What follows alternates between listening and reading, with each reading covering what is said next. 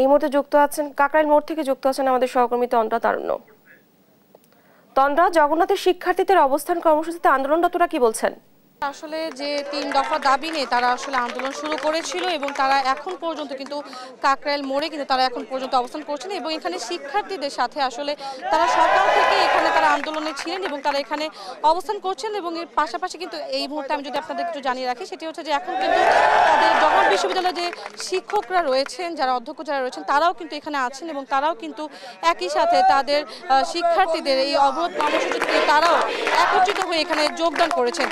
এবং শিক্ষকরাও একটি কথা বলছেন যে তাদের উপরে আসলে গতকালকে যে হামলার ঘটনা ঘটেছে বা যেটি আমরা যদি বলি আইন শৃঙ্খলা বাহিনীর আসলে লাঠি চার্জ করা থেকে শুরু করে টিয়ারশেল নিক্ষেপ বা সাউন্ড গ্রেনেড নিক্ষেপের যে ঘটনাটি ঘটেছে, সেটি ব্যাপারে তারা তীব্র নিন্দাও জানিয়েছেন এবং পাশাপাশি তারা বলেছেন যে আসলে এটি কোনোভাবেই কাম্য নয়। এই দেশটাকে আরও একবার স্বাধীন করার পরে এই জিনিসটি আসলে কোনোভাবেই কাম্য নয় এবং এখন পর্যন্ত কিন্তু এখানে তারা বলছেন যে আসলে তারা প্রতিটি শিক্ষার্থীদের সাথেই তারা এখানে অবস্থান করবেন যতক্ষণ না পর্যন্ত আসলে তাদের দাবি মেনে নেওয়া হয়, ততদিন পর্যন্ত তারা এখানে থাকবেন এবং তারা এখানে অনতিবিলম্বে তারা এখানে থাকার জন্য আসলে তারা এখানে থাকবেন বলে তারা জানিয়েছেন। এবং সকাল থেকে আমরা দেখেছি এখানে গতকাল রাত থেকেও কিন্তু রাতেও এখানে অনেক পরিমাণে শিক্ষার্থীরা এখানে অবস্থান করছিলেন, সারা রাত তারা এখানে অবস্থান করেছেন এবং আজকে সকাল থেকেও দেখেছি তারা এখানে আছেন এবং ধীরে ধীরে কিন্তু এখানে যতই বেলা গড়াতেই কিন্তু এখানে অন্যান্য যারা শিক্ষার্থী যারা রয়েছেন জগন্নাথ বিশ্ববিদ্যালয়ে, তারা কিন্তু এখানে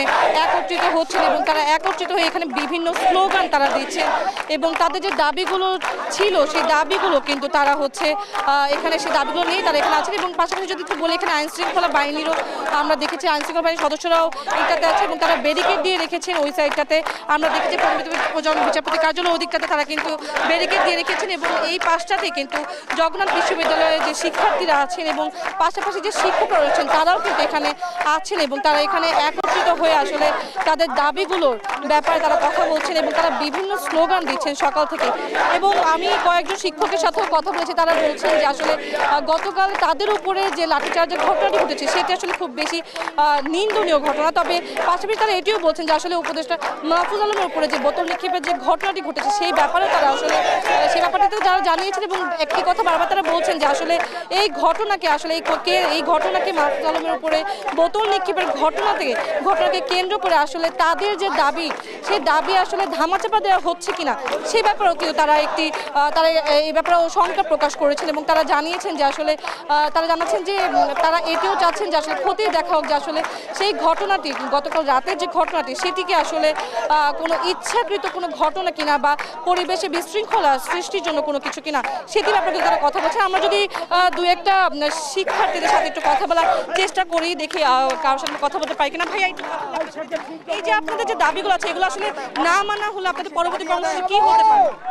আমাদের এই দাবি যদি গভর্নমেন্ট না মেনে নেয়, আমরা আমাদের এই আন্দোলনেই এই অবস্থান কর্মসূচিতে থাকবো এবং তারপরেও যদি না মানে আমরা আমাদের আমরণ অনশনে যেতে বাধ্য হবো ইনশাল্লাহ। আর আপনারা দেখেছেন, ইতিহাস শিক্ষা দিয়েছে শিক্ষার্থী এবং শিক্ষকদের আন্দোলন কখনো ব্যর্থ হয় না। আমরা প্রত্যাশা করব যিনি ছাত্রদের রক্তের উপর ক্ষমতায় এসেছেন বা আমাদের ইন্টারিম হিসেবে দায়িত্ব পালন করছেন, ওনাদের শুভ বুদ্ধির উদয় খুব অচিরেই হবে। আর যদি তাদের শুভ বুদ্ধির উদয় না হয়, আমরা তাদের বিরুদ্ধে এই গভর্নমেন্টের বিরুদ্ধে অবস্থান নিতে বাধ্য হব। Thank you. যেমনটি বলছিলেন যে আসলে তাদের যে দাবিগুলো রয়েছে সেগুলো পূরণ না হলে কিন্তু তারা পরবর্তীতে আরো কঠোর কর্মসূচিতে তারা যাবেন এবং আরো কঠোর কর্মসূচির আসলে ডাক দিবেন।